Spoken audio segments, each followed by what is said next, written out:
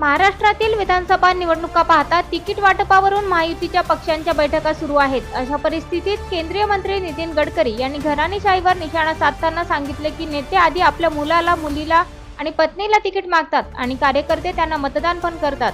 त्यांच्यासाठी ज्या दिवशी लोकांनी त्यांना मतदान करणे बंद केले तेव्हा सगळे सरळ होतील. नागपुरात एका कार्यक्रमात केंद्रीय मंत्री नितीन गडकरी बोलत होते. पण आपलं जे काही हे आपण टिकवून ठेवलेलं आहे आपल्यासारख्या लोकांनी, यावर संशोधन करून, गुणात्मक परिवर्तन करून, ट्रान्सपरन्सीनी त्याला स्टँडर्डाइज करणं आणि योग्य निदान करून, आपल्या इथे आपण नेहमी म्हणतो आपल्या संस्कृतीमध्ये वसुदैव कुटुंब जसं म्हणतो तेव्हा आपण म्हणतो विश्वाचं कल्याण. आपल्या संस्कृतीने कुठेच म्हटलं नाही की पहिले माझं कल्याण, मग माझ्या पोरांचं कल्याण, मग माझ्या दोस्तांचं कल्याण, असं नाही म्हणत. हा, राजकारणात असं म्हणतात काही लोक, पण माझ्या पोराचं पहिले कल्याण करा म्हणतात. त्याला तिकीट द्या, बाकी काही झालं तरी चालेल. माझ्या पोराला तिकीट द्या, माझ्या बायकोला तिकीट द्या.